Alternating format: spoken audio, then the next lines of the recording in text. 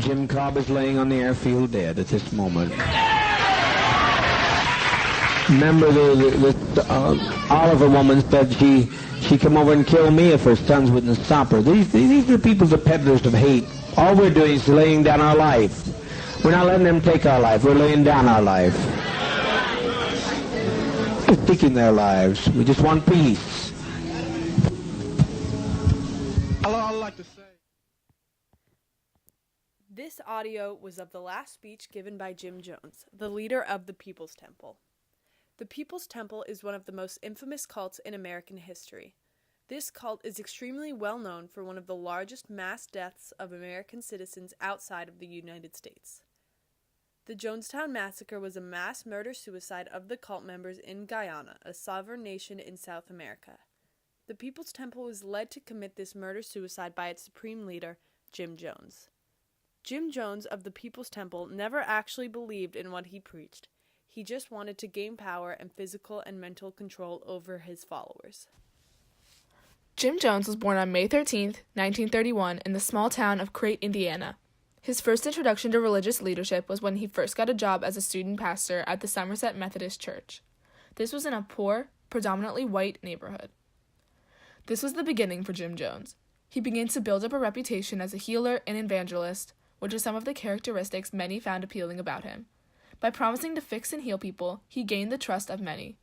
The trust that people placed with Jones inspired him to form a church of his own in 1955, which was called the Wings of Deliverance.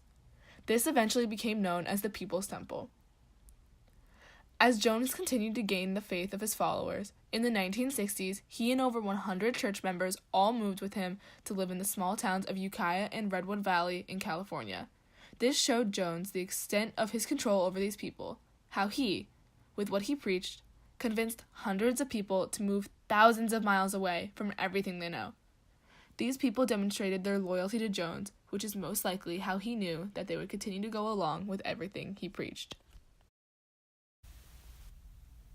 The People's Temple moved to San Francisco in the 70s and preached racial equality, allowing an interracial congregation. The members were encouraged to do good deeds and help the community, and the temple helped many turn their lives around and leave drugs and alcohol.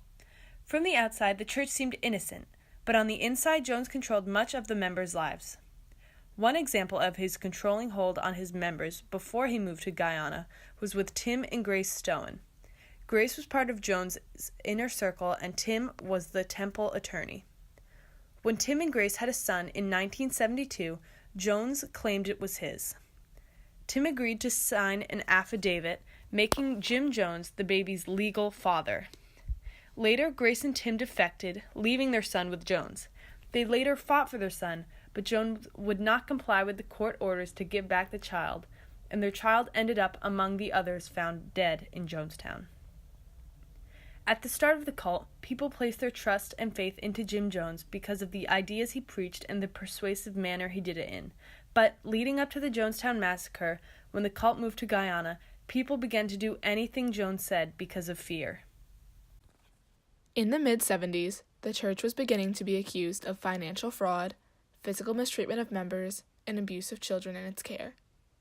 Because of these accusations, Jones led his group to Guyana in 1977, which is a small country in South America. There, he took himself and almost 1,000 followers to live in a compound where nobody was allowed to leave. It has been said that Jones ran the site like a prison camp. His followers reportedly received little food, and the compound was guarded by armed men at all times. Another example of Jones's hold over the members was through physical harassment and suicide drills. Because of the harsh conditions that Jones was forcing his followers to endure, he feared that some would revolt against him. As a result of this fear, Jones began to conduct suicide drills. Under these drills, his followers were woken up in the middle of the night, and they would be given a cup with a liquid in it that they were told was poison, and they were all ordered to drink it. However, after a short period of time, after all the members had drinking the liquid, the members were all told that there was no poison, and that it was simply a loyalty test. By doing this, Jones made certain that every follower in the compound was completely loyal to him. At this point, many followers were only abiding by Jones's rule because of their fear of what would happen to them if they disobeyed. In Guyana, the hold on the temple members' lives only strengthened. Survivor Jordan Vilches recounts that, right from the start in Jonestown, we were locked in unless we had an approved assignment that required us to go elsewhere. I made sure I got fundraising assignments in the capital and other places. Some may ask, how exactly did Jones persuade almost 1,000 people to take their own lives in Guyana? One aspect of this was the current political climate. Jones established his religious organization surrounding the time of the American Civil Rights Movement. At the time, Jones was recruiting followers, so many Americans were extremely desperate for racial equality. Because of this, Jones emphasized that he was striving towards a society that could overcome the evils of racism and poverty. This attracted many African American followers because they were the ones who were directly affected by the racism in America. Jones believed that if he preached the desires of these people, they would put all their trust into him as a leader. His logic was that since these people were seeking racial equality, if he gave them the concept of it, they would confide in him and his religion. This leads many to a question if Jones was actually as progressive as he claimed, or if he was just using this aspect in order to gain control over people. Going off this point, religion was also a big factor in how Jones convinced these people to remain loyal to him. Religion itself had such a strong hold on people, especially in the time of need and peril. Religion is something that people can confide in when they are in danger. Religion makes people feel safe and gives them something to believe in and to work for in order to gain and achieve individual peace. Jones used the influence that religion has on people to gain complete control of their lives and minds. After the news about the Jonestown massacre reached the United States, Jones was depicted by the media as the epitome of an evil cult leader. This raises the questions. Is this why he did all of this? Did he really believe in the ideas that he preached, or did he simply do it to gain international fame? Jones named his cult compound in Guyana after himself, hence the name Jonestown.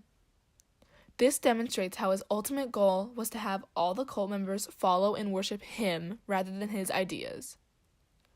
This also is most likely one of the ways that Jones convinced all of these people to take their own lives. Because his followers were brainwashed into worshiping Jones as a supreme leader, rather than simply believing in his sole ideas, if Jones committed suicide, they would have nothing to follow or have faith in. Thus, they would all follow his lead and take their lives as well. Also, some of the ideas that Jones preached made it evident that he was simply trying to gain control over his followers, and he did not believe in them himself. For instance, Jones strongly discouraged sex and romantic relationships within the People's Temple. However, Jones himself still maintained several adulterous relationships with many of his followers. This included his relationship with a church administrator, Carolyn Layton, whom Jones had a son with. His relationships with his followers prove that he himself did not follow what he preached, and this also illustrates how he used his preachings to gain power over the members. By discouraging romantic relationships, it removes an emotional factor from his people, making them more susceptible to believe anything Jones says. Jones also sought to break bonds between families of the cult members by considering himself as the father of all. A father figure is commonly thought of as powerful and a leader of his children, and Jones uses this title in order to gain power over his followers.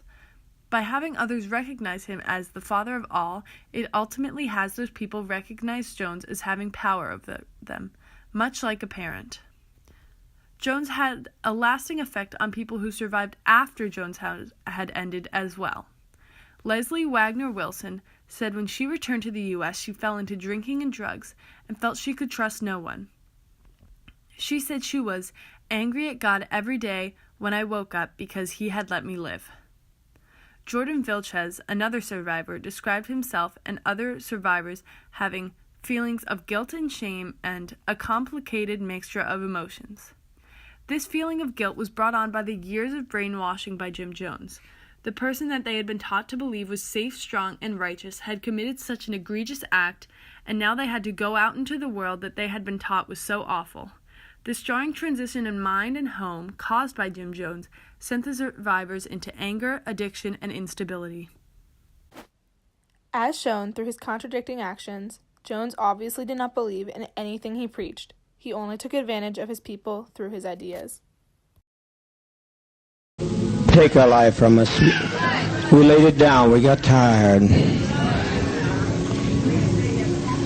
We didn't commit suicide. We committed an act of revolutionary suicide protesting the conditions of an inhumane world.